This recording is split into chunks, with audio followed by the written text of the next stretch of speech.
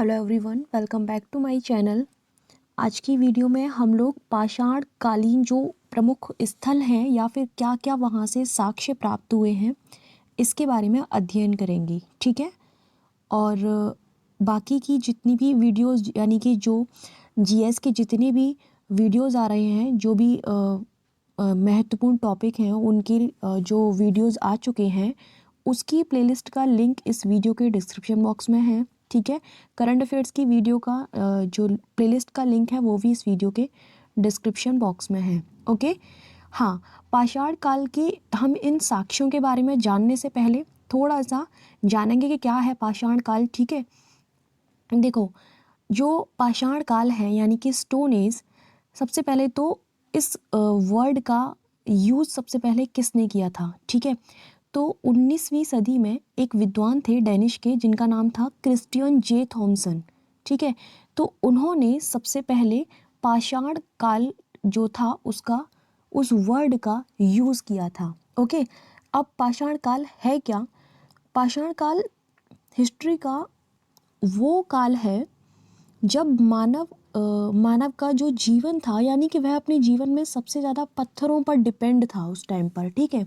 यानी कि वह कोई भी शिकार करता था तो पत्थरों से करता था, ठीक है। पत्थरों की गुफाओं में रहता था या फिर उसने पत्थरों से आग जलाना भी पत्थरों से ही सीखा था, पत्थरों से हथियार बनाता था, फिर शिकार करके फिर भोजन करता था, जो भी है पत्थरों के ऊपर टोटली वो डिपेंड था, ठीक है। तो इसीलिए इस काल को पाषाण काल कहा जाता है, ओके। आप सभी को पता होगा कि इसके 3 पार्ट थे, ठीक है। पाषाण काल के 3 पार्ट थे। पहला था पुरापाषाण काल, पैलियोलिथिक एज, दूसरा मध्य पाषाण काल यानी कि मेसोलिथिक एज, और तीसरा था आपका नवपाषाण काल यानी कि नियोलिथिक एज, ठीक है। इन तीनों के बारे में इतना डीप नहीं जानेंगे, लेकिन इन शॉर्ट एक एक फैक्ट जान लेते हैं जो कि सबसे ज़्यादा एग्जाम पॉइंट ऑफ व्यू से पूछा जाता है एग्जाम में, ओके। तो वो मैं यहाँ पर बता दूंगी जहाँ से क्वेश्चन बना है हर बार, ओके।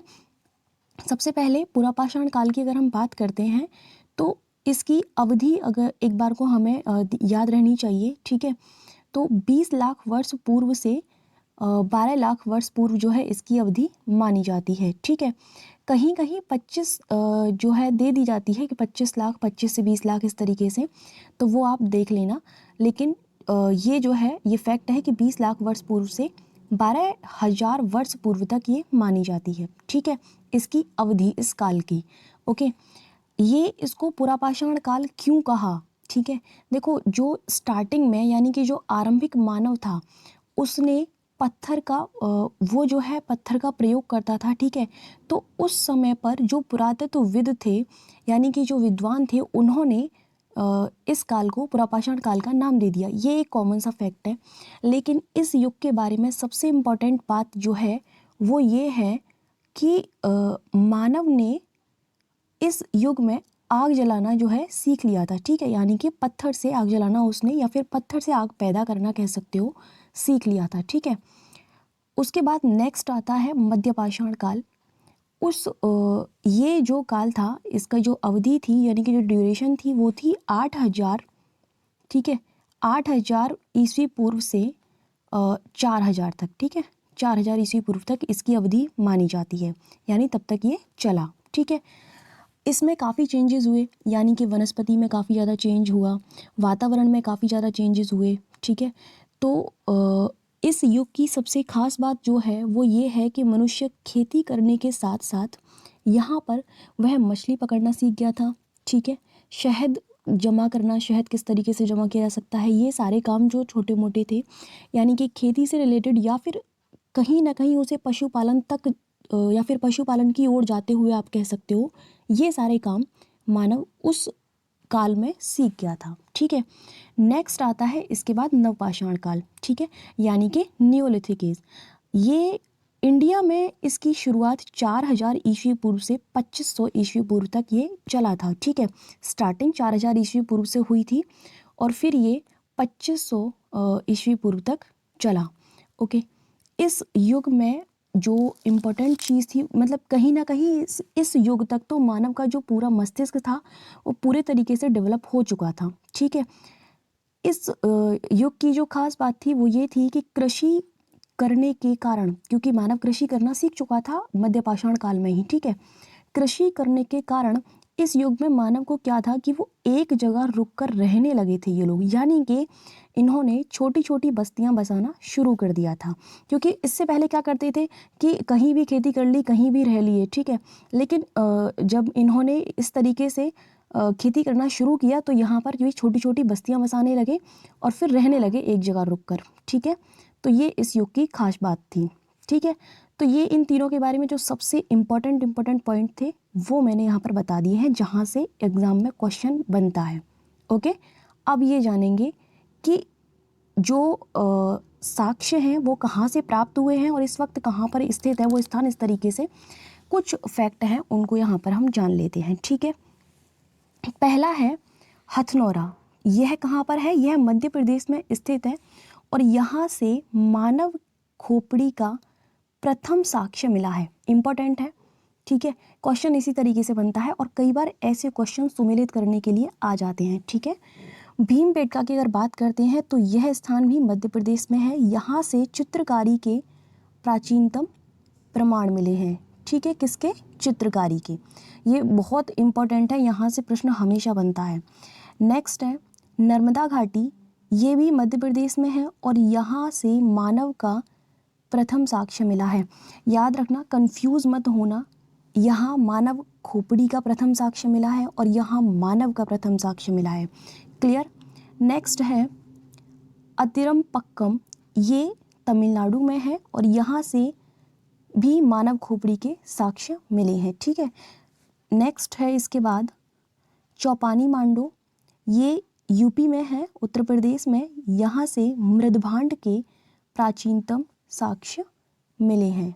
ओके, इसके बाद नेक्स्ट है इसके बाद है सरायनहार। यह भी उत्तर प्रदेश में ही स्थित है और यहाँ से हड्डी के उपकरण व आभूषण प्राप्त हुए हैं, ठीक है। हड्डी से बने हुए, इस चीज़ को याद रखना। नेक्स्ट है मधहदा। यह भी उत्तर प्रदेश में स्थित है और यहाँ से हड्डी व सींग निर्मित उपकरण तथा चूल्हे के साक्ष्य मिले हैं।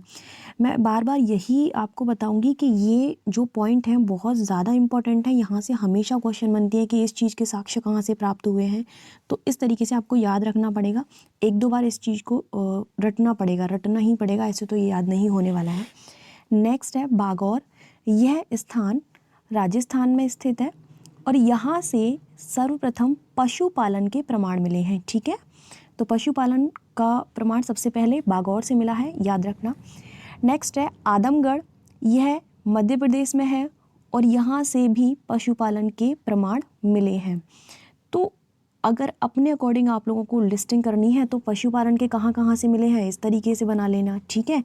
और हड्डी से निर्मित जो भी, इस तरीके से लिस्टिंग कर सकते हो अपने अकॉर्डिंग, ट्रिक के माध्यम से याद हो जाता है।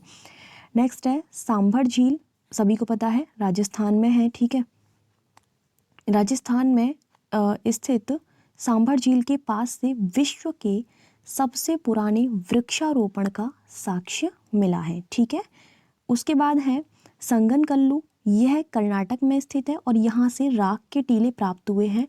मोस्ट इम्पोर्टेंट पूछा जाता है, ठीक है। नेक्स्ट है बुर्जहोम।